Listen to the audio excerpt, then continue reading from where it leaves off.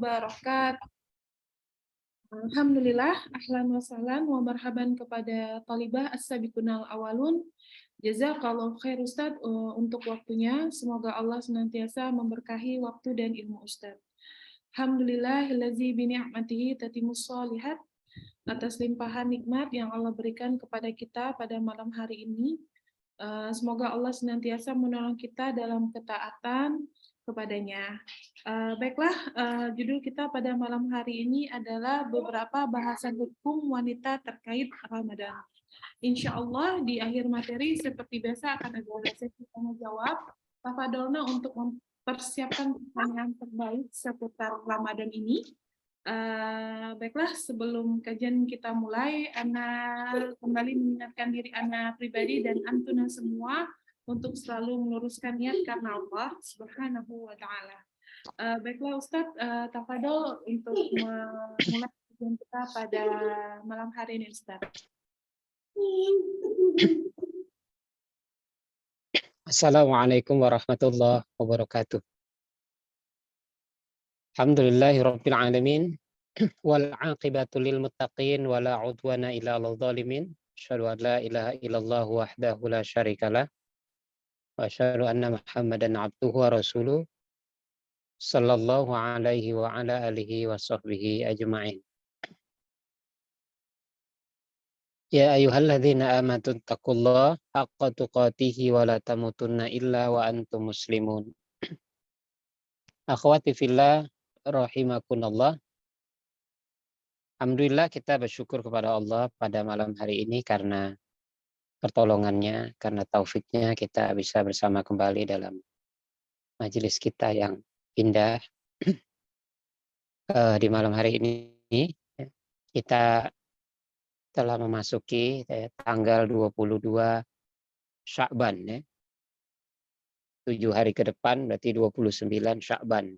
Dan biasanya bulan-bulan di tahun Hijriah itu usianya sampai 29 hari ya,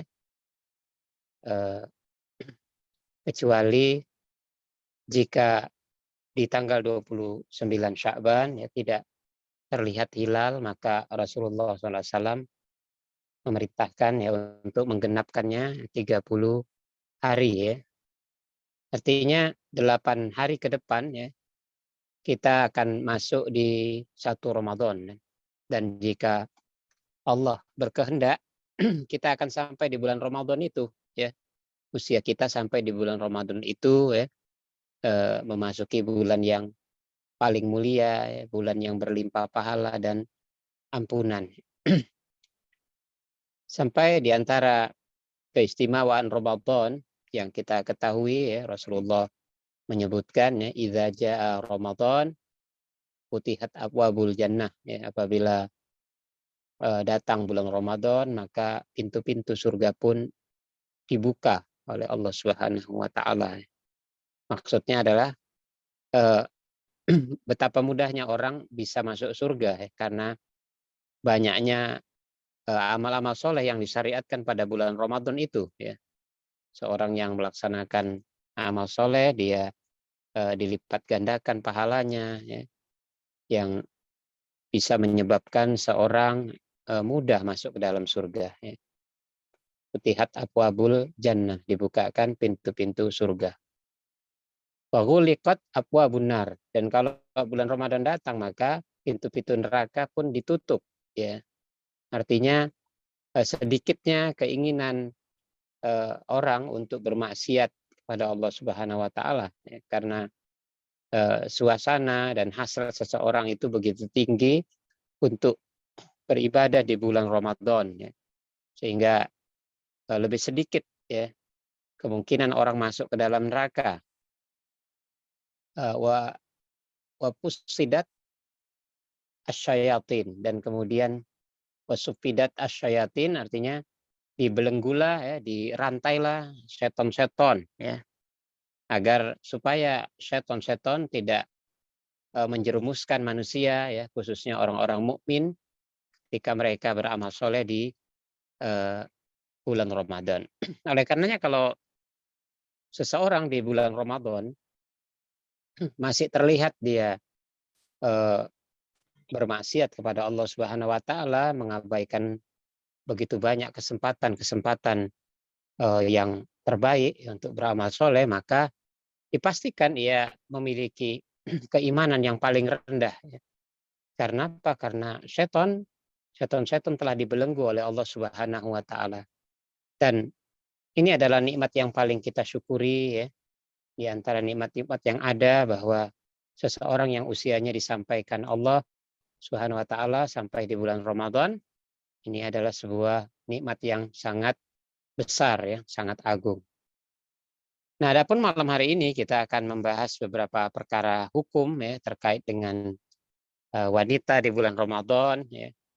Seperti perkara, ya, apakah sah puasa dan sholatnya wanita, ya, yang dia sudah mandi besar, ya, mandi besar dari haid, ya, di waktu sahur. Lalu dia pun berpuasa dan sholat, ya, dari mulai sholat subuh, zuhur, asar. Namun ketika dia sampai di sholat maghrib, sudah berbuka puasa, kemudian dia hendak melaksanakan sholat maghrib, ternyata dia mendapati siklus haidnya itu belum selesai. Maka keadaan wanita seperti ini, ya, kata para ulama, bahwa seseorang wanita, ya, harusnya dia eh, akrab dan memahami, ya, masa datang dan masa akhir dari haidnya. Para ulama menyepakati bahwa datangnya masa haid, ya, dari wanita itu ditandai dengan awalnya keluarnya darah, ya, pada masa-masa haidnya, ya, ini kebiasaan haidnya. Tetapi ulama berbeda pendapat terkait dengan kapan berakhirnya masa haid itu, artinya datangnya masa suci, ya. Sebagian ulama mengatakan bahwa masa berakhirnya haid dari seorang wanita itu ditandai dengan mengeringnya darah, ya, mengeringnya darah. Namun sebagian ulama yang lain mengatakan bahwa berhentinya haid itu ditandai dengan keluarnya cairan bening, ya, dari tempat keluarnya darah. Berdasarkan satu riwayat, ya, bahwa ada beberapa wanita, ya, ketika mereka menghadapi kebuntuan dalam menentukan kapan akhir dari masa haid mereka, ya, mereka pun datang kepada Ummul Mukminin, ya, Aisyah radhiyallahu anha. Aisyah radhiyallahu anha, dan mereka membawa kapas, ya, kapas yang sudah dia celupkan di tempat keluarnya darah, ya, yang di situ dari kapas itu tidak terlihat lagi bercak darah. Kemudian ditunjukkanlah kepada Ummul Mukminin, maka Ummul Mukminin Aisyah radhiyallahu anha berkata, kalian jangan tergesa-gesa, ya, untuk menetapkan berakhirnya haid ini sampai kalian menemukan cairan bening, ya. Oleh karenanya para ulama menjadikan ini sebuah sisi pendalilan bahwa cairan bening itu adalah cairan yang menjadi tanda berakhirnya masa haid bagi seorang wanita, dan ini adalah awal masa sucinya, ya, dari darah. Kalau dari darah yang tidak lagi keluar, ini belum tentu menjadi tanda dari akhirnya masa haid, ya. Jadi seorang wanita, ya, walaupun dia merindukan kehadiran Ramadan, dia ingin cepat-cepat untuk berpuasa di bulan Ramadan, ya, tapi hendaklah dia menahan diri, ya, jangan sampai dia merasa yakin bahwa dirinya telah suci, tapi dia lakukan itu tergesa-gesa, ya.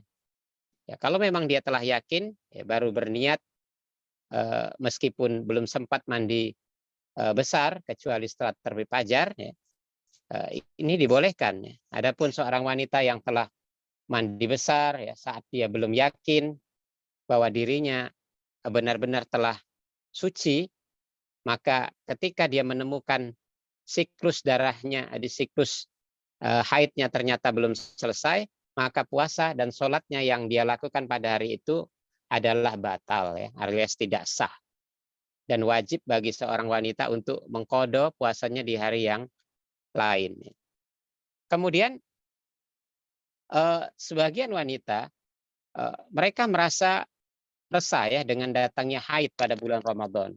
Sampai ada yang bertanya, apa sih sebenarnya hikmah dari dilarangnya wanita yang haid untuk berpuasa? Ya, hubungannya apa? Ya. Para ulama menjelaskan bahwa sejatinya seorang mukmin ya hendaklah dia menerima ya secara penuh terhadap semua apa yang telah Allah tetapkan yang berkaitan dengan hukum-hukum syariat. Walaupun seseorang itu tidak mengetahui apa hikmah ya di balik hukum tersebut ya.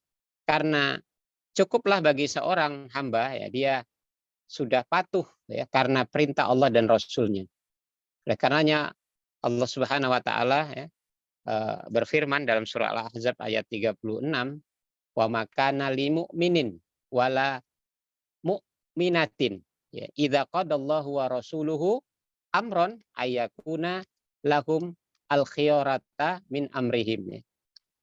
Tidak patut bagi seorang eh, lelaki mukmin dan juga enggak patut bagi seorang wanita mukminah idza qadallahu wa rasuluhu amron ya apabila Allah dan Rasulnya telah menetapkan satu perkara hukum ya masih satu perkara hukum kepada mereka ya dari urusan mereka ya, ayakuna lahum al khirota ya mereka mencari apa namanya masih ada pilihan lain bagi mereka ya, dalam urusan mereka itu jadi mereka berupaya untuk tidak menerima secara penuh apa yang Allah dan Rasulnya tetapkan. Tidak patut bagi seorang mukmin laki-laki dan perempuan bersikap seperti itu.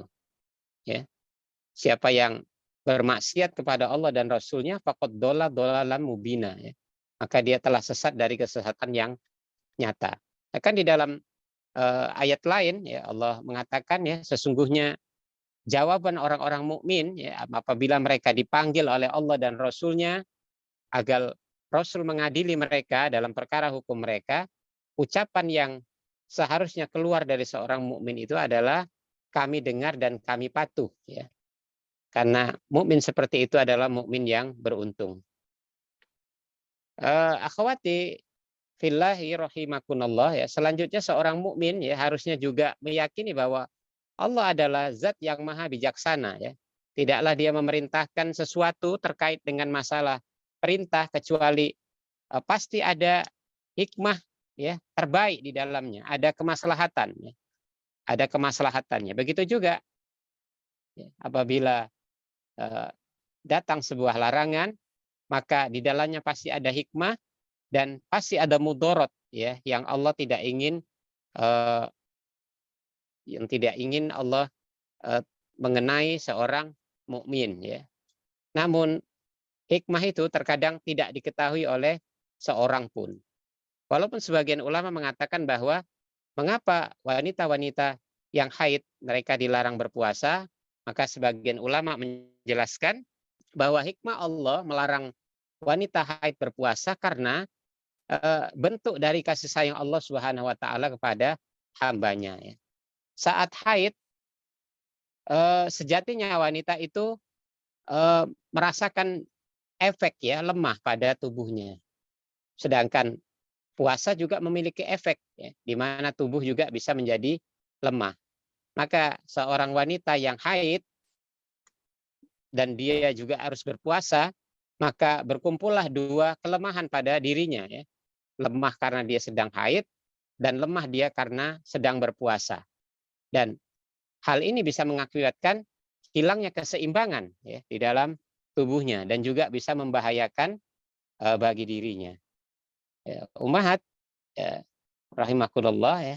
Syariat Islam ini menghendaki keseimbangan ya dan tidak menghendaki perkara yang berlebihan ya. Itu sebabnya di dalam syariat yang lain seperti kita kalau berpuasa harus bersegera untuk berbuka manakala telah datang waktu berbuka, tidak boleh melambat-lambatkan. Kenapa? Karena Islam menghendaki keseimbangan ya, seorang yang sudah berpuasa, sudah menahan lapar sekian lama ya, maka apabila datang waktu berbuka dia pun segera berbuka, jangan berlama-lama. Berlama-lamanya itu adalah ketidakseimbangan dan itu dilarang dalam syariat. Begitu juga ketika sahur maka syariat mengutamakan ya agar seseorang itu mengakhirkan sahurnya, makin akhir makin bagus. Dekat-dekat waktu subuh itu semakin bagus. Mengapa? Supaya dia mendapati tubuhnya lebih tahan ya, daya tahan tubuhnya lebih lama ya, merasakan rasa lapar itu tidak terlalu jauh jaraknya dari sahur sampai dia menjalani waktu puasa. Begitu juga orang safar di dalam puasa, orang sakit saat Ramadan, maka bagi mereka ada ruksoh-ruksoh atau keringanan-keringanan. Ini adalah bahagian dari bentuk kasih sayang Allah Subhanahu wa taala.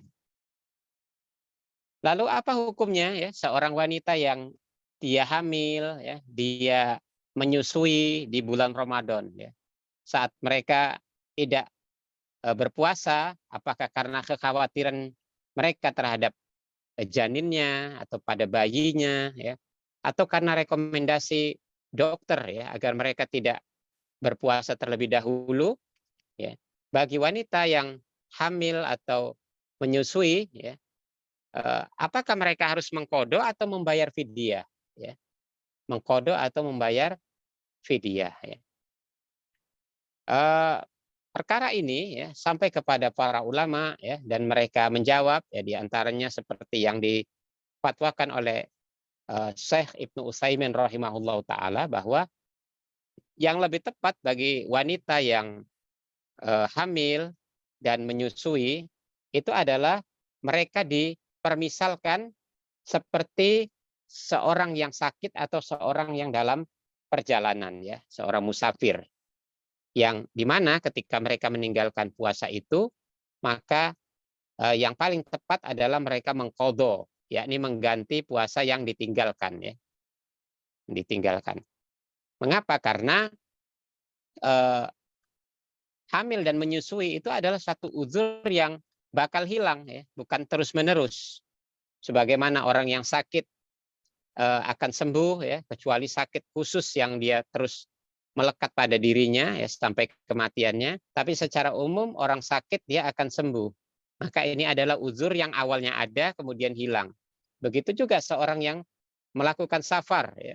Dia safar tapi dia akan sampai, dia akan mukim kembali. Maka begitulah wanita yang menyusui dan hamil, maka mereka diibaratkan seperti seorang yang sakit atau dalam safar, di mana apabila mereka tidak melaksanakan puasa saat itu yang dibolehkan, maka kewajiban mereka adalah mengganti ya, mengqadha.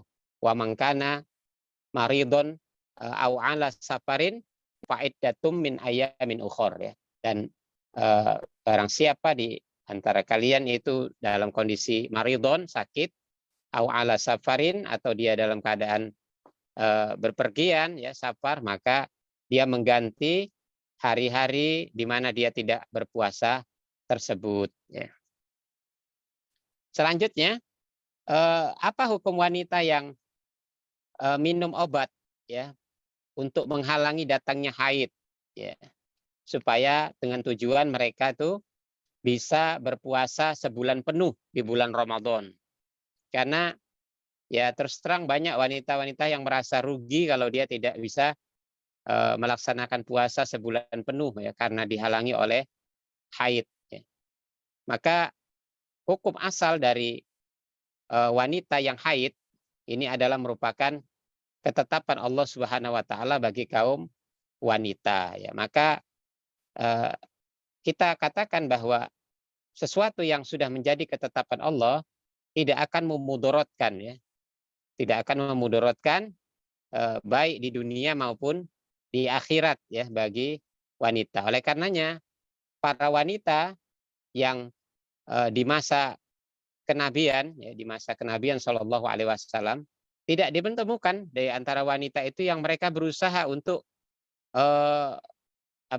datangnya haid ya, menghalang-halangi datangnya haid mereka supaya mereka bisa berpuasa sebulan penuh ya. Maka wanita yang menggunakan obat-obatan seperti dia mengkonsumsi obatan agar supaya haidnya tidak datang alias dia bisa lancar melaksanakan puasa ya, hukum asalnya adalah tidak dianjurkan ya, tidak dianjurkan. Bagaimana kalau seseorang wanita tetap memaksakan diri dia mengkonsumsi obat supaya dia bisa berpuasa sebulan penuh, ya. Para ulama menjawab bahwa eh, boleh, ya, boleh, asal obat yang dikonsumsi itu tidak memberikan efek negatif pada tubuhnya, ya, tidak memberikan mudorot, dan puasa yang dia lakukan hukumnya sah, ya, dia tidak perlu mengqadha kembali, ya. Kemudian perkara yang lain terkait dengan wanita di bulan Ramadan adalah apa hukumnya, ya, bagi seorang wanita yang belum mandi, ya, setelah dia suci dari darah haid, dan atau dia masih dalam keadaan junub. Ini selepel, ya, antara dia baru selesai dari haid atau dia dalam keadaan junub padahal sudah memasuki waktu subuh, ya. Maka wanita yang telah suci dari haidnya dan belum mandi sampai waktu subuh, maka puasanya boleh ia teruskan, ya. Boleh ia teruskan walaupun dia masih dalam keadaan belum bersuci, ya, dalam artian belum mandi, ya. Begitu juga keadaan kalau dia sedang junub, ya, dan ini tidak membatalkan puasanya, ya. Karena Rasulullah Shallallahu Alaihi Wasallam pun pernah mengalami keadaan yang seperti itu, di mana kata Aisyah radhiyallahu anha, ya, qad kana Rasulullah Shallallahu Alaihi Wasallam yudrikuhul fajr fi Ramadan, ya, wa huwa junubun. Adalah Rasulullah SAW, ya, beliau pernah mendapati waktu subuh di bulan Ramadan dalam keadaan beliau masih junub, ya, min ghairi hulmin, ya. Junubnya bukan karena mimpi, ya, bukan karena mimpi, ya. Mungkin Rasulullah junub karena beliau bergaul dengan istrinya di malam hari, ya. Fayaktasilu wa yasum. Kemudian Rasulullah pun di waktu subuh itu dia mandi dan dia pun berpuasa, ya. Maka seorang yang sedang junub atau baru berhenti dari haidnya dan dia belum sempat mandi kecuali sudah masuk waktu subuh, maka ini tidak membatalkan puasanya. Kemudian bahasan terakhir adalah apa hukum bagi seorang wanita yang dia hendak melaksanakan sholat tarawih bagi sholat tarawih di masjid, ya, di masjid. Para ulama menjawab bahwa hukum asal masjid bagi seorang wanita itu adalah rumahnya, ya, rumahnya. Kata Rasulullah SAW, khairu masajidin nisa qa'ru buyutihinna, ya. Sebaik-baik masjid bagi seorang wanita itu adalah dalam rumah mereka, di dalam rumah mereka. Namun sholatnya wanita ke masjid, ya, ini bukanlah perkara yang terlarang, ya, bukanlah perkara yang terlarang selama perginya seorang wanita ke masjid itu tidak menimbulkan fitnah, ya. Fitnah di sini maksudnya dia pergi ke masjid dalam keadaan yang aman, ya, dalam keadaan yang aman, tutup aurat dan tidak memakai wewangian, ya, yang bisa mendatangkan fitnah baginya.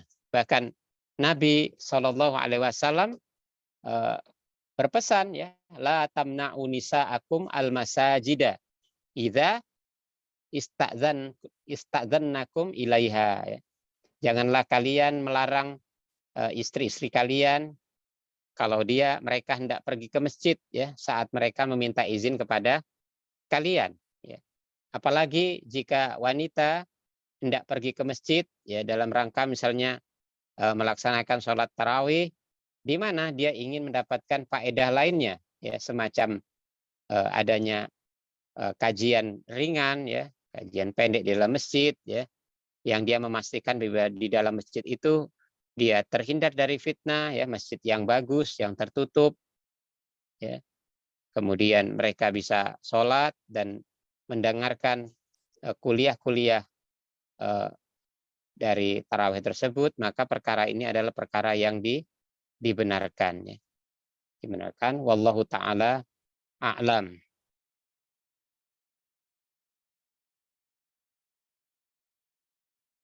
Nah, Ustadz, jazakallahu khair Ustadz atas penjabaran materinya. Ustadz, Ana izin membacakan pertanyaan yang masuk terlebih dahulu, Ustadz. Baiklah, akhwat, apabila ada yang ingin bertanya, tafadhol untuk menuliskan di kolom chat atau langsung raise hand. Ustadz, ini pertanyaannya panjang, Ustadz. Langsung dua ya, Ustadz. Assalamualaikum warahmatullahi wabarakatuh. Semoga Ustadz dan keluarga juga kita semua selalu dalam lindungan Allah Subhanahu wa Ta'ala. Izin bertanya, Ustadz, ada dua pertanyaan. Belum lama saya dengar kajian, apa betul Ustadz kalau sudah sholat tarawih itu sebetulnya sudah cukup disebut qiyamul lail. Jadi kalau kita tidak tahajud tidak apa-apa. Sebaiknya lebih banyak baca Al-Quran saja sebagai ganti tahajud karena sudah qiyamul lail. Apa betul Ustadz? Apa betul seperti itu Ustadz? Memang saya sendiri merasakan kalau Ramadan sudah cukup sibuk menyiapkan makan sahur. Jadi kalau tahajud pun jadi tidak sesantai seperti malam-malam selain Ramadan. Pertanyaan kedua, saya dan anak-anak dibelikan baju atau keperluan rumah tangga oleh suami kalau jelang Idul Fitri saja. Karena saya seringkali dengar kajian dan saya coba jalani yang disampaikan saat kajian agar berbelanja sebelum Ramadan supaya khusyuk fokus beribadah puasa dan banyak baca Al-Quran. Saya coba sampaikan kepada suami, tapi malah dibilang, emang kenapa kalau beli baju bulan puasa, emang bid'ah. Akhirnya saya diam, tetap belanja di bulan puasa daripada ribut. Jazakallahu khair Ustaz, mohon pencerahannya. Nah, sholat sholat yang dikerjakan pada malam hari ya di luar sholat wajib ya ini disebut qiyamul lail ya. Qiyamul lail secara umum ya namanya adalah qiyamul lail. Oleh karenanya Aisyah radhiyallahu anha ketika menjelaskan sifat qiyamul lailnya Rasulullah SAW itu Aisyah menjelaskan baik di dalam Ramadan maupun di luar Ramadan, maka beliau mengerjakannya tidak lebih dari 11 rakaat di dalam satu riwayat ya, dalam riwayat lain 13 rakaat. Ini Aisyah radhiyallahu anha menjelaskan tentang qiyamul lailnya Rasulullah Shallallahu alaihi wasallam. Adapun istilah taraweh itu memang tidak dikenal di masa Nabi Shallallahu alaihi wasallam ya. Istilah taraweh, salat taraweh itu adalah istilah yang keluar dari ucapan para ulama, tetapi ini tidak menyelisihi dalil ya bahwa sholat taraweh ini adalah sholat yang dimaksudkan sholat lail ya, sholat malam yang dikerjakan khusus di bulan Ramadan. Maka ada istilah khusus dengan nama taraweh ya. Dan sholat taraweh tidak bisa dipasangkan pada sholat-sholat qiyamul lail di luar Ramadan ya. Maka secara umum qiyamul lail ya, sholat qiyamul lail artinya menegakkan sholat di waktu malam ini adalah kalimat yang lebih umum ya, lebih umum bisa dipakai di dalam bulan Ramadan maupun di luar Ramadan dalam terkait dengan masalah sholat malam ya. Oleh karenanya ini adalah perkara yang luas ya. Seorang yang telah melaksanakan sholat malam artinya sholat taraweh bersama imam misalnya atau dia sudah melaksanakan bersama keluarganya, maka sesungguhnya dia sudah menegakkan qiyamul lail ya. Qiyamul lail. Maka tidak lagi ia mengerjakan tahajud ya pada malam menjelang sahur misalnya atau di waktu-waktu sahur, ini tidaklah tercela. Tidaklah tercela. Adapun orang yang memiliki keluasan waktu, dia ingin melaksanakan tahajud, ini juga perkara yang baik ya, tidak dicela juga, tidak dicela. Jadi ini adalah perkara yang sifatnya luas ya.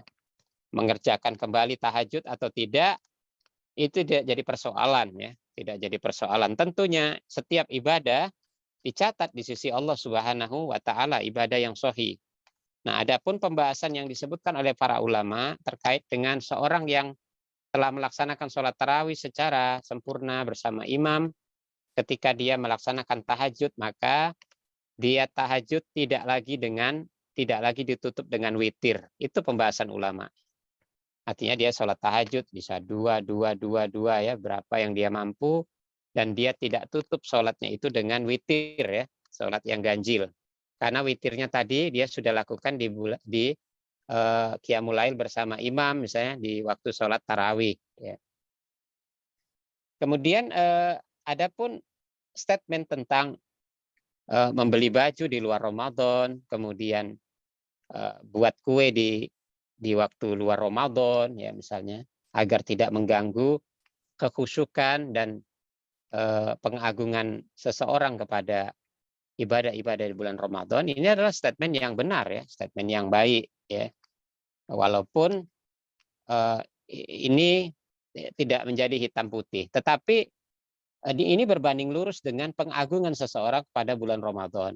Sudah dipastikan jika di bulan Ramadan, apalagi di 10 hari terakhir bulan Ramadan, orang disibukkan dengan perkara-perkara di luar ibadah, itu sudah pasti ya akan mengurangi kekhusyukannya di dalam ibadah, akan mengurangi pengagungannya terhadap keistimewaan yang dijanjikan Allah kepadanya ya di bulan Ramadan, terutama di 10 hari terakhir ya. Misalnya seorang di 10 terakhir dia di situ justru sibuk dengan buat kue, justru sibuk mondar-mandir mencari baju baru.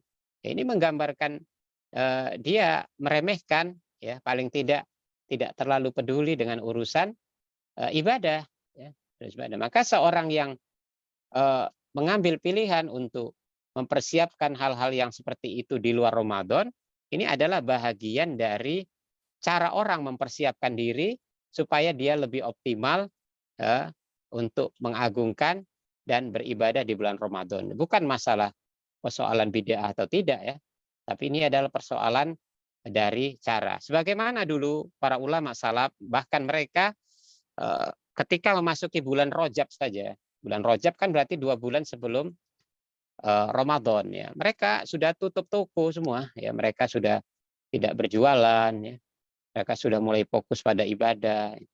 Jadi bahkan para salaf sebelumnya di kalangan para sahabat dan tabi'in ya, kana yad'unallaha sittata asyhurin ay ayyuballighahum syahrul Ramadan. Bahkan mereka 6 bulan sebelum Ramadan tiba, mereka sudah merengek-rengek berdoa kepada Allah supaya Allah menyampaikan usia-usia mereka pada Ramadan berikutnya. Ini kan penggambaran kepada kita bagaimana para salaf bersungguh-sungguh ya, hatinya betul-betul hadir ya untuk menyambut Ramadan itu dan berharap mereka sampai di bulan Ramadan. Ini sebentuk pelajaran kepada kita ya, betapa mereka tuh sangat tinggi pengagungannya terhadap Ramadan. Maka ya upayakan tidak bertikai dalam perkara-perkara ini, karena ini adalah perkara yang bisa dipahami secara jeli dan dimaknai secara luas ya.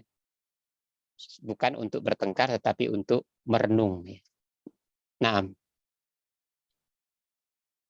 Ustadz, jazakallahu khair Ustadz. Pertanyaan selanjutnya Ustadz. Bismillah, Assalamualaikum warahmatullahi wabarakatuh Ustadz. Afwan Ustadz, Ana izin bertanya, bagaimana cara membayar fidyah yang benar ya Ustadz? Afwan Ustadz, jazakallahu khair. iya, membayar fidyah ya disebutkan dalam hadis ya, 1 mud ya. 1 mud itu kalau dalam ukuran ini adalah 1 cakupan tangan ya, kedua tangan, dan itu kalau dikonversikan ke dalam makanan kita itu antara 2,5 sampai 3 kilogram ya, tergantung uruf ya, tergantung kebiasaan daerah tertentu.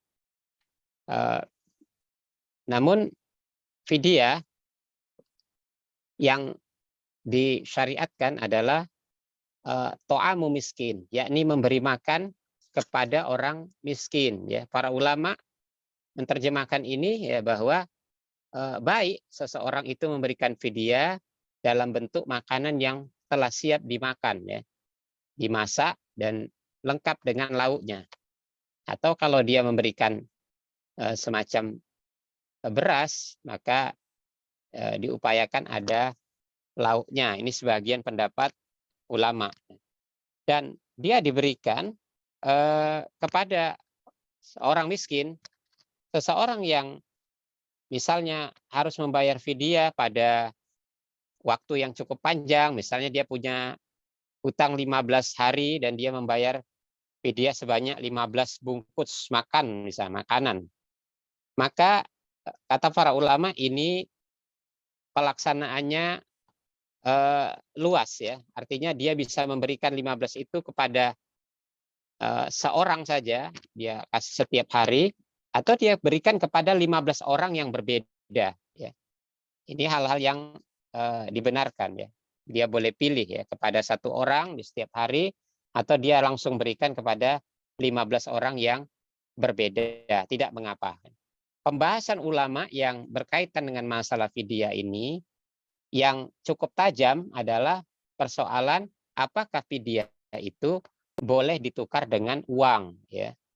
Sebenarnya ini adalah ikhtilafnya para ulama juga. Mazhab Hanafiyah yang mengatakan bahwa boleh fidyah itu ditukar dengan uang, dan ini pendapat ini diambil oleh salah satu ormas atau beberapa ormas di negeri kita ya. Tetapi pendapat yang paling rajih adalah hendaklah fidyah itu berupa makanan ya, bukan ditukar dengan uang ya. Karena tidak ditemukan ya, seperti penjelasan ulama, di zaman Nabi SAW sudah ada uang, di zaman para khulafa rasyidin sudah ada uang, begitu juga di zaman tabi'in, tapi tidak ditemukan satu riwayat mereka menukar fidyah itu dengan uang ya, tetapi betul-betul dalam bentuk makanan. Karena tujuan dari membayar fidyah itu adalah memang memberi makan pada orang-orang miskin, dan orang miskin itu butuh makan. Nah, Ustadz, jazakallah khair Ustadz. Pertanyaan selanjutnya Ustadz, Ana scroll dulu. Masya Allah Ustadz, banyak sekali pertanyaan yang masuk ini Ustadz. Pertanyaan yang ini sangat panjang Ustadz, semoga Allah mudahkan. Afwan Ustadz, pertanyaannya di luar tema. Sepupu saya laki-laki, dia satu-satunya anak dalam keluarganya. Jadi sepupunya ini laki-laki dan dia anak tunggal, satu-satunya anak dalam keluarganya. Dia hanya tinggal bertiga dengan ibu dan istrinya. Qadarullah, sejak 2015 pasca keguguran, haid istrinya tidak teratur hingga sekarang divonis dokter sudah menopause. Sebelumnya mereka sudah berusaha untuk program anak beberapa kali. Namun dokter sudah mengatakan tidak ada sel telur. Namun mereka tetap ikhtiar. Sekarang pernikahan sudah kurang lebih 10 tahun. Laki-laki atau suaminya ini izin kepada istrinya untuk menikah lagi. Apalagi terkait mereka terputusnya keturunan, karena ia tidak ada saudara. Dia adalah anak satu-satunya. Namun sang istri memberi pilihan, yaitu jika ingin menikah lagi, ia meminta cerai saja. Apabila sepupu laki-laki ini menceraikan istrinya baik-baik, apakah termasuk menzolimi Ustadz? Dan apakah berdosa? Jazakallahu khair Ustadz. ya, nah, pertanyaan ini panjang ya, sampai kita bisa menyimpulkan ya, ada keterangan terkait dengan motif ya untuk menikah ya, yakni benar-benar ingin mencari keturunan ya, dan ini mencari keturunan di dalam Islam adalah perkara yang dibenarkan ya, bahkan dirasakan oleh sebagian dari para nabi ya, seperti kekhawatiran Nabi Ibrahim ketika beliau sudah tua ya, tapi tidak punya anak, dan Sarah pun dianggap sudah menopause ya, maka Sarah pun mengizinkan untuk Ibrahim alaihissalam menikahi Hajar misalnya. Akhirnya Ibrahim dapat anak dari Hajar Ismail dan dapat dari Sarah Ishak ya. Begitu juga ini dirasakan oleh Nabi Zakaria alaihissalam ya, ketika beliau juga merasa sudah renta, kemudian istrinya juga mandul ya, tapi beliau terus memohon-mohon merengek kepada Allah, diberikan keturunan dan akhirnya Allah mengabulkan permohonannya dengan memberikan Yahya ya sebagai anak dan keturunannya meneruskan kenabian beliau. Sebenarnya secara hukum asal ya, lelaki dia berhak untuk berpoligami walaupun tidak memiliki alasan ya, seperti yang diutarakan ini ya, mencari keturunan. Dan poligami ini adalah syariat yang tidak bisa ditangkal, tapi sekaligus dia ujian bagi wanita ya. Ya, ujian bagi wanita. Disinilah beratnya. Maka kadang-kadang memang syariat itu datang, tetapi syariat itu sendiri adalah bagian ujian ya, yang harus dihadapi oleh pihak-pihak tertentu ya. Ya, ujian wanita yang paling berat adalah eh, ketika suaminya ingin berpoligami alias dia harus dimadu ya. Maka eh, beratnya hati seorang wanita ketika dia dimadu sebenarnya ini tidak jatuh kepada perkara yang haram ya, karena ini adalah kodrat yang juga datangnya dari Allah Subhanahu wa taala, asal dia tidak sampai melampaui batas ya. Melampaui batas dalam artian dia marah dengan ketetapan Allah ini sebagai syariat ya, bahkan kalau dia benci terhadap syariat ini dikhawatirkan dia bisa keluar ya dari keimanan pada Allah Subhanahu wa taala ya. Nah, makanya urusan penerimaan terhadap poligami ini biasanya berbanding lurus dengan keimanan seorang wanita ya. Wanita semakin kuat keimanannya, semakin besar ketakwaannya, biasanya dia semakin bisa menerima. Adapun wanita yang marah dengan memberikan pilihan kepada suami, pilih aku atau nikah lagi. Kalau nikah lagi, ceraikan aku. Ini termasuk pilihan yang batil ya. Istrinya berdosa. Istrinya berdosa apalagi karena ini termasuk permintaan cerai yang tidak dibenarkan di dalam syariat. Tidak dibenarkan dalam syariat. Dan apalagi kalau tujuannya seperti ini ya, memang keadaannya dia tidak punya anak ya. Tetapi jika memang suami istri mereka bisa lebih bersabar untuk terus berdiskusi lebih mendalam ya dengan mempertimbangkan banyak hal termasuk perkara-perkara yang kesepakatan yang mau diambil adalah semata-mata karena maslahat ya, mengharapkan pahala dari Allah dan seterusnya ya. Maka ini lebih baik ya, bagaimana seorang suami menikah lagi dan istri bisa menerima ya karena Allah Subhanahu wa taala. Pilihannya ada pada mereka berdua. Apakah pilihannya dia seperti Nabi Zakaria, artinya tanpa menikah lagi tapi terus merengek-rengek kepada Allah agar diberi momongan, atau pilihannya adalah seperti Nabi Ibrahim dengan menikahi Hajar, artinya menikah lagi. Ya, ini berdua lah lebih mendalam ya. Tapi kalau bisa jangan sampai seorang istri ya dia minta cerai karena suaminya tidak berpoligami ya. Kita sudah tahu lah pasti motifnya karena kecemburuan ya, karena tidak sanggupnya dia menderita ya dengan ujian yang Allah turunkan itu ya berupa syariat poligami. Ya, semoga Allah Subhanahu wa taala bisa mendatangkan mendatangkan kemudahan lah bagi mereka berdua ya. Apapun keputusannya ya, semua keputusan itu diambil ya dengan hati-hati, dengan bijaksana dan tidak meninggalkan Allah di dalamnya. Ya, karena sesuatu keputusan jika melibatkan Allah di dalamnya, maka keputusan ini adalah keputusan yang terbaik ya. Pertimbangannya seperti itu bukan karena emosi. Nah, Ustadz, pertanyaan yang pertama tadi mohon dijawab singkat, Ustadz. Tambahan dari Tolibanya, bayar fidyahnya itu dalam sehari itu sekali makan atau 3 kali makan, Ustadz? sekali makan. Nah, Ustadz, jazakallahu khair. Baiklah, Ustadz, pertanyaan selanjutnya. Assalamualaikum Ustadz, saya mau tanya, saya sudah tidak berpuasa dari tahun 2016 sampai 2023.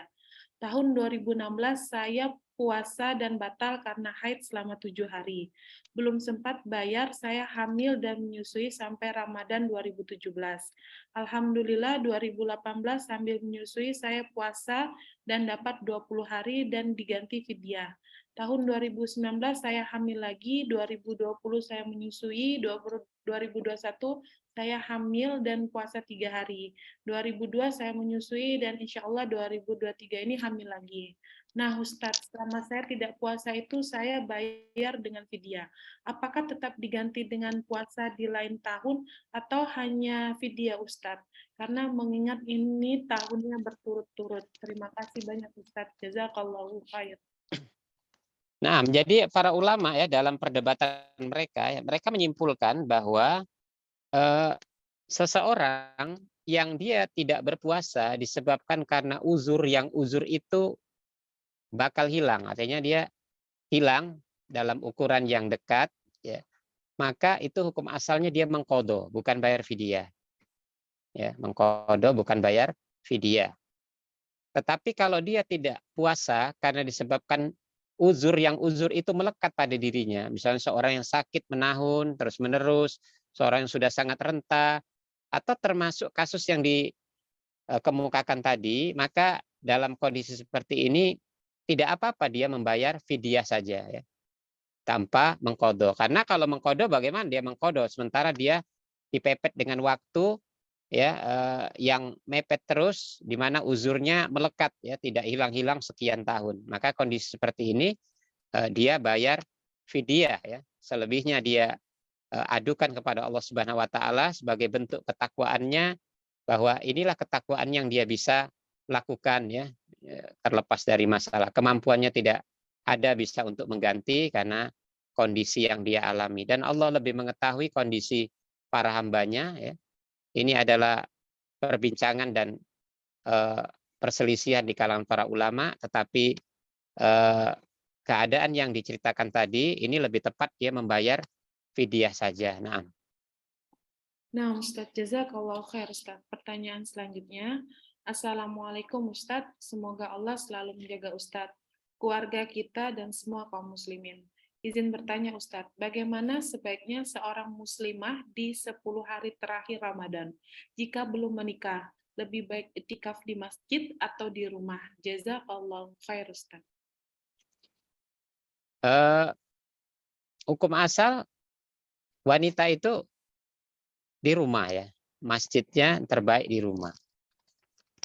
Tetapi tidak juga terlarang wanita itu di masjid dan beriktikaf di masjid bersama orang-orang yang beriktikaf di sana ya. Jika itu dirasakan lebih membantu dirinya ya, setelah dia aman dari fitnah tadi, masjid yang dijadikan tempat iktikaf adalah masjid yang benar-benar aman dalam artian dia terpisah dari ikhwan, kemudian di dalam masjid itu dia bertemu dengan teman-temannya yang menguatkan ya, sama-sama mereka beribadah di sana.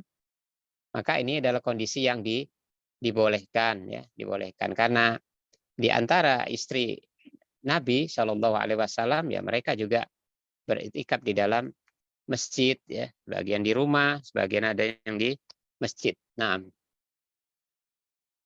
Ustadz, jazakallahu khair, Ustadz. Pertanyaan selanjutnya, Ustadz. Masih masalah video, Ustadz.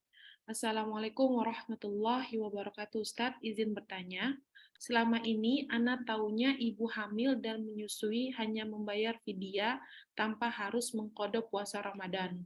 Namun Ustadz tadi berkata ibu hamil menyusui diwajibkan mengqadha puasa. Beberapa tahun lalu Ana 4 tahun berturut-turut nggak bisa puasa karena hamil menyusui, dan Ana hanya membayar fidyah saja. Namun Ana sering puasa Senin Kamis, tapi niatnya mengqadha puasa-puasa yang saya lalaikan di masa lalu, masa remaja. Apakah Ana juga harus mengqadha puasa Ana yang tidak Ana laksanakan tersebut karena hamil dan menyusui? Jazakallahu khair, Ustaz. iya, jadi keterangannya seperti yang disebutkan tadi ya, jika kondisinya adalah kondisi yang tidak melekat secara terus-menerus, wanita hamil dan menyusui, kemudian ada rentang waktu dia bisa berpuasa, maka untuk keluar dari ikhtilafnya para ulama, hendaklah dia mengqadha, ya, hendaklah dia mengqadha. Karena uzurnya sudah hilang. Ya. Makanya tadi Syekh Utsaimin rahimahullah taala menjelaskan ya dalam fatwa beliau mengatakan bahwa wanita hamil dan menyusui itu dimisalkan seperti orang yang sakit atau safar. Orang sakit kalau safar, sakit atau dia safar, dia tidak puasa. Apa gantinya? Qadha, ya, dia mengganti puasa, bukan bayar fidyah. Itu hukum asalnya. Tetapi jika memang dia hamil dan menyusui yang terus-menerus sampai bertahun-tahun yang menyebabkan dia tidak bisa mengqadha, maka kondisi ini kondisi yang berbeda, ya, di mana sebagian ulama memang memiliki pendapat bahwa wanita itu bayar fidyah saja, ada yang mengqadha saja, ada yang bayar fidyah sekaligus mengqadha. Maka wanita yang tidak bisa mengqadha karena uzurnya melekat terus-menerus, dia bayar fidyah, mau dengan apa lagi? Karena qadha pun juga sudah terlalu bertahun-tahun, maka bayar fidyah sudah cukup sebagai bentuk ketakwaan tertingginya ya yang dia mampu lakukan. Adapun kalau misalnya ada rentang waktu, dia sehat dan dia bisa mengganti, maka yang terbaik adalah mengqadhanya. Ya, walaupun kalau membayar fidyah saja, ada ulama yang berpendapat boleh, ya, boleh. Tetapi untuk keluar dari ikhtilaf itu, kalau mampu ya diqadha saja. Nah, Nah, Ustadz, jazakallah khair Ustadz. Pertanyaan selanjutnya, Bismillah, Assalamualaikum warahmatullahi wabarakatuh Ustadz. Afwan Ustadz izin bertanya mengenai sholat tarawihnya wanita di rumah. Apakah bilangan sholat tarawih itu 11 rakaat saja atau ada bilangan lainnya Ustadz? iya, sholat tarawih ya, ini masalah rakaatnya ini adalah masalah yang luas ya. Masalah banyak riwayat-riwayat yang menyebutkan Rasulullah seperti disebutkan oleh Aisyah, ya Rasulullah itu sholat lailnya itu di dalam Ramadan maupun di luar Ramadan ya beliau mengerjakan dua dua dua dua 5 kali baru satu. Kemudian riwayat yang lain bahwa Rasulullah sebelum melaksanakan taraweh beliau membuka dengan 2 sholat yang ringan, berarti disimpulkan 13.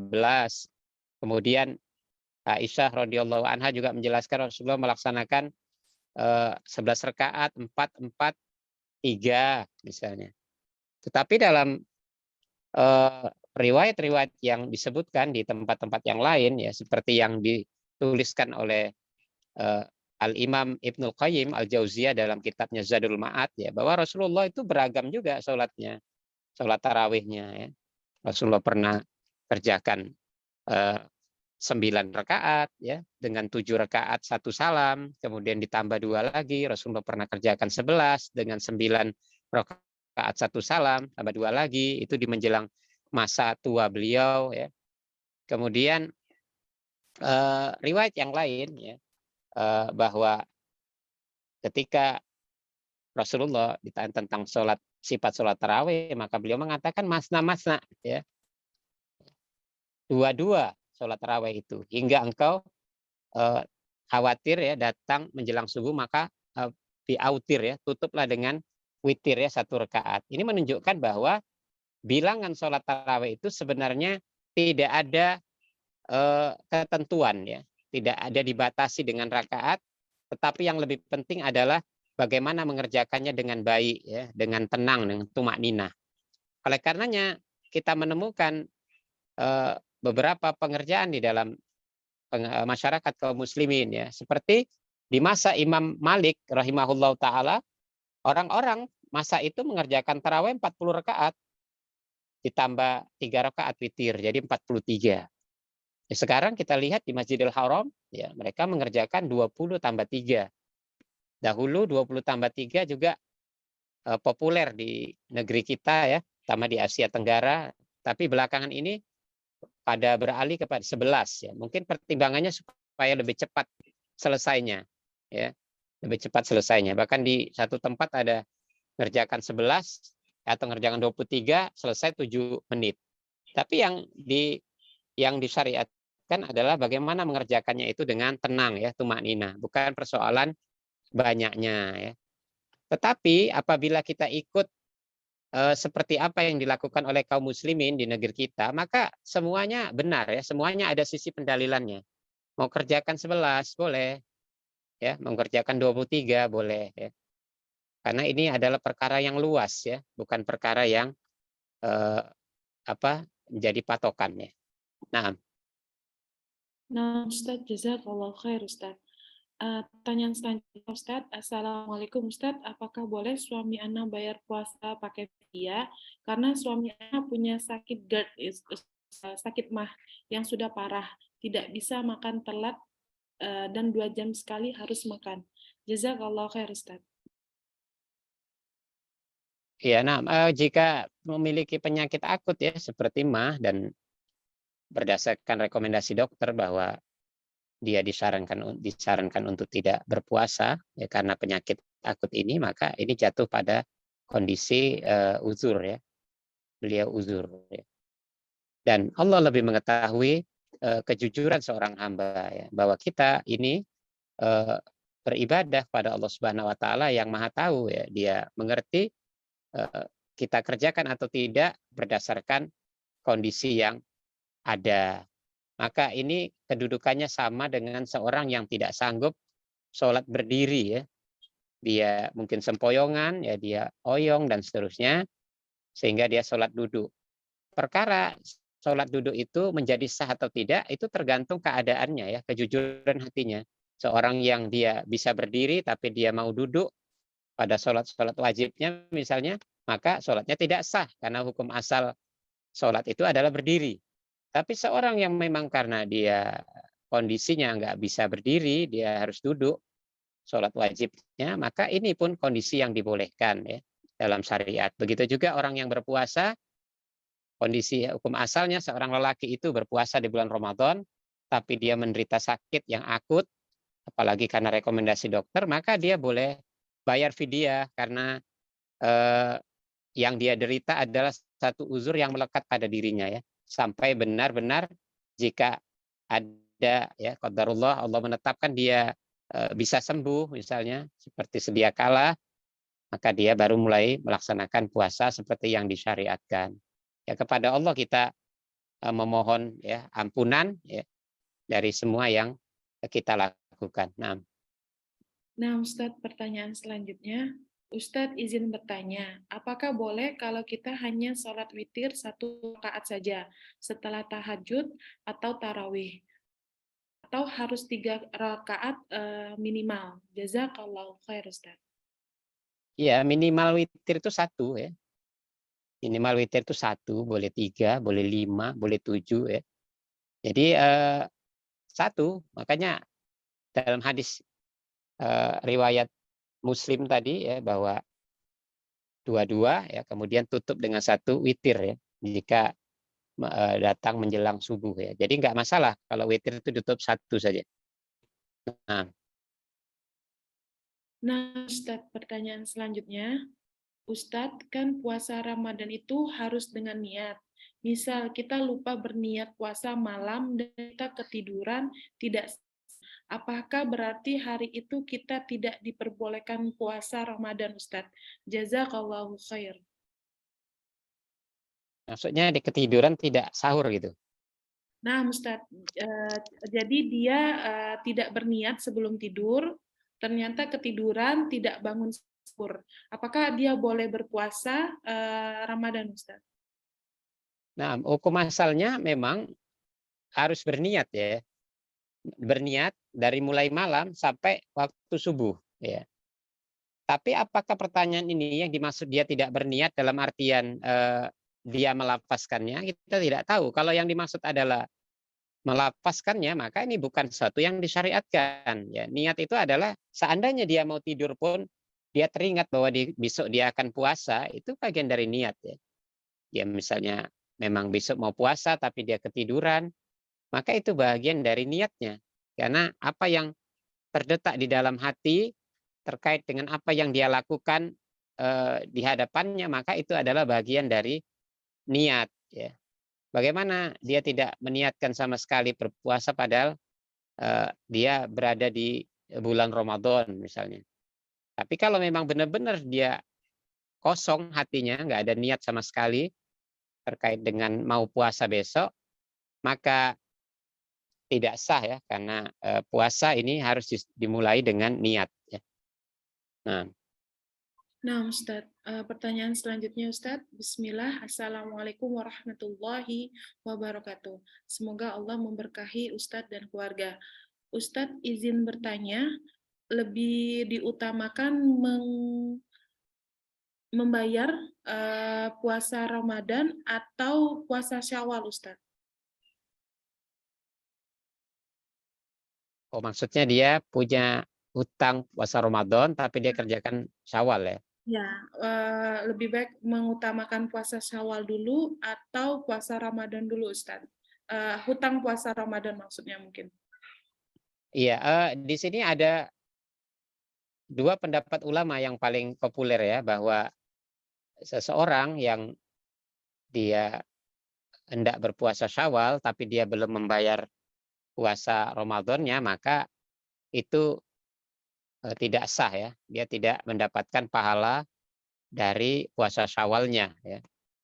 Karena apa? Karena persyaratan dari orang yang melaksanakan 6 hari di puasa Syawal itu dia adalah seseorang yang dia sudah menunaikan puasa Ramadannya ya.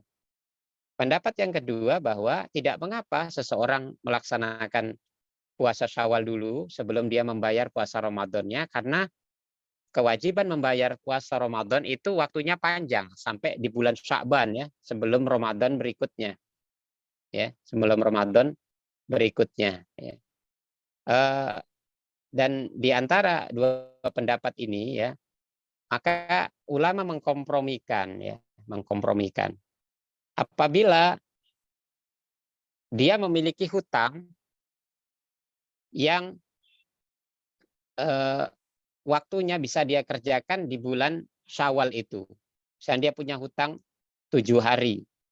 Dia memiliki waktu di bulan Syawal 21 hari. Maka yang utama adalah dia berpuasa, membayar, mengqadha ya, puasa Ramadan yang dia tinggalkan itu. Baru dia lanjutkan dengan puasa Syawal. Tetapi apabila waktunya pendek ya, sementara dia punya hutang yang banyak, maka dia boleh kerjakan Syawal dulu. Bahkan sebagian para ulama menjelaskan bahwa ini adalah perkara ketakwaan. Seseorang yang dia memiliki azam yang kuat, tekad yang kuat untuk membayar hutang-hutang Ramadannya dia selesaikan, tetapi tidak sempat ya, dia puasa Syawal karena menyelesaikan itu, dia punya keinginan yang kuat untuk terus melanjutkan dengan puasa Syawal, maka bahkan dia bisa kerjakan puasa Syawal itu di bulan Dzulqa'dah ya. Ini sebagian pendapat ulama. Mengapa? Karena persoalannya adalah persoalan tidak sempatnya waktu padahal dia memiliki keinginan yang sangat kuat. Ya, oleh karenanya itu kembali kepada kita ya. Kalau memang kita tidak membayar puasa Ramadan sebagai puasa qadha, yang waktu itu karena kita ulur-ulur ya. Kita ulur-ulur, mungkin hutangnya cuma 7, dia puasa Syawalnya 6, berarti 13 hari, sementara dia memiliki waktu katakanlah 21 hari. Ini kan menunjukkan ya, dia tidak bersegera untuk mencapai kebaikan ya. Kalau dia lakukan maka cukup waktu bagi dia. Tapi kalau dia hutangnya terlalu banyak ya, maka komprominya kita ambil seperti yang disebutkan para ulama tadi. Nah, Ustadz, masih ada sisa 2 pertanyaan, Ustadz. Baiklah, Ustadz, jika orang tua yang sudah meninggal ada hutang puasa, apakah kita wajib membayarkan puasanya, Ustadz? ya ini dalam masalah badal puasa ya. Jadi orang tua yang memiliki hutang puasa yang kita ketahui hutang puasanya, maka menjadi kewajiban ahli warisnya untuk membayarnya ya, membayarnya. Dan ini tentu bermanfaat bagi orang tua dan juga berpahala bagi anaknya, karena hutang kepada Allah juga adalah perkara yang layak untuk dibayar. Nah, Nah, Ustadz, pertanyaan terakhir. Ustadz, apakah di bulan Ramadan ini kita harus menghatamkan Al-Quran sebanyak-banyaknya? Karena ini seperti menjadi perlombaan siapa yang paling banyak hatamnya, yang akhirnya banyak orang membaca Al-Quran dengan cepat tanpa memperhatikan hukum tajwid, apalagi artinya. ya, yang utama adalah dia khotam tapi dengan eh, memahami ya, artinya tidak terburu-buru ya, tidak terburu-buru. Jadi yang paling penting adalah kualitas ya. Yang utama adalah kualitas. Adapun keterangan bahwa para ulama terdahulu mereka bisa mengkhatamkan ada yang 10 kali, bahkan ada yang 30 kali dalam Ramadan itu. Ya, mereka adalah orang-orang alim yang apa yang mereka baca keluar dari lisannya mereka memahami secara mendalam. Oleh karenanya janganlah kita terjebak pada kondisi di mana kita berlomba-lomba ya menghatapkan Al-Qur'an ya, tapi dengan kondisi yang tidak berkualitas ya, bacaan yang buruk dan seterusnya. Kenapa membaca Al-Qur'an disyariatkan di dalam bulan Ramadan ya? Karena ini adalah bagian dari amal soleh yang besar ya, kedudukannya di sisi Allah Subhanahu Wa Taala. Di antaranya membaca Al-Qur'an ya, bersedekah ya, berbakti kepada orang tua ya, silaturahim dan lain-lain. Ini semuanya ibadah-ibadah yang besar dan menjadi semakin besar di bulan Ramadan. Maka berusahalah untuk dekat dengan Al-Qur'an, membaca Al-Qur'an ya, tetapi dengan tidak mengenyampingkan kualitas bacaannya. Nah, Nah, Ustadz, jazakallah khair, Ustadz. Itu tadi pertanyaan terakhir, Ustadz. Tafadol untuk ditutup dengan untayan nasihat singkat, Ustadz. nah bulan Ramadan ini adalah bulan yang eh, sangat istimewa ya, dan kita semua mengetahuinya ya. Dan akan tetapi Ramadan itu tidak akan bisa digapai dan mendapatkan balasan yang istimewa bagi orang-orang yang memiliki hati yang kosong ya dalam menjalaninya. Oleh karenanya di antara persiapan yang agung, persiapan yang besar bagi seorang mukmin ketika dia mau masuk kepada bulan Ramadan, dia mempersiapkan hatinya ya, mempersiapkan hatinya. Di antara persiapan hati itu adalah ya pertama dia mengerti tentang keagungan Ramadan, ya, dia beriman kepada apa yang sampai kepadanya terkait dengan keagungan itu, dia memahami keistimewaan-keistimewaan Ramadan, di antaranya adalah eh, diampuninya dosa-dosa dan itu terjadi pada setiap malam. Oleh karenanya, di antara persyaratan seseorang diampuni dosa-dosa yang telah lalu itu adalah seperti yang Rasulullah sebutkan, man soma ramadhana imanan wahtisaban ghufira lahu ma taqaddama min dzambi. Barang siapa yang dia berpuasa, puasanya karena keimanan. Artinya dia menyadari ini adalah bagian dari syariat, dia menyadari ini apa ketentuan Allah, kewajiban yang harus dia emban dan seterusnya. Wahtisaban. Kemudian dia benar-benar berharap pahala, mencari wajah Allah, dan ini adalah butuh persiapan. Ghufirallahu ma taqaddama min dzambi, baru dosa-dosa yang lampau akan diampuni. Begitu juga kalau dia menegakkan sholat qiyamul lail ya. Rasulullah mengatakan mangqoma ramadhana imanan wahtisaban ghufirallahu ma taqaddama min dzambi. Sholat tarawih malam ya, sholat tahajud, maka dia lakukan itu karena keimanan dan benar-benar berharap pahala dari Allah Subhanahu wa taala. Begitu juga kalau dia bersungguh-sungguh untuk mendapatkan Lailatul Qadar di 10 hari terakhir, 10 malam terakhir ya. Kata Rasulullah, "Man qama Lailatul Qadri ya imanan wahtisaban ghufira lahu ma taqaddama min dzambi." Barang siapa yang menegakkan ibadah pada malam Lailatul Qadar dengan keimanan dan ikhtisab ya benar-benar mencari pahala wajah Allah Subhanahu wa taala, maka diampunkan dosa-dosa yang telah lalu. Oleh karenanya akhwati fillah, jangan sampai kita masuk di bulan Ramadan ini dengan hati yang kosong ya. Kita hanya ikut-ikutan saja, Kita pokoknya masuk di bulan Ramadan sebagaimana orang juga berpuasa, maka kita pun berpuasa, sebagaimana orang sahur, kita pun sahur, dan seterusnya. Tetapi hadirkanlah hati, ya, mohonlah pertolongan kepada Allah supaya kita masuk Ramadan ini dengan persiapan hati yang benar-benar ikhlas, ya. Kemudian bertobat kepada Allah Subhanahu wa taala dan meminta pertolongan kepada Allah agar Allah memudahkan ibadah-ibadah kita di bulan Ramadan ini. Akhirnya kita bermohon kepada Allah Subhanahu wa taala, ya, agar Allah selalu memberi taufik kepada kita, memberikan pertolongan kepada kita sehingga kita bisa menjadi bagian dari orang-orang yang menang di dalam menjalani bulan Ramadan ini jika usia kita sampai pada bulan Ramadan mendatang. Subhanakallahumma wa bihamdik asyhadu an la ilaha illa anta astaghfiruka wa atubu ilaik. Assalamualaikum warahmatullahi wabarakatuh. Waalaikumsalam warahmatullahi wabarakatuh, Ustaz. Alhamdulillah, jazakallah khair, Ustaz. Barakallahu fiik, setelah menjadi jalannya kembali datangnya ilmu kepada kami semua pada malam hari ini. Semoga Allah yang Maha Baik senantiasa menolong kita semua dan memberkahi apa-apa yang kita lakukan di jalan Allah, di jalan dakwah Allah yang mulia ini. Baiklah, akhwat, jazakumullah khair, barakallahu fikunna. Insyaallah hari Kamis nanti kita akan masih membahas soal Ramadan ini sebagai bekal kita untuk beribadah maksimal dan beribadah dengan ilmu.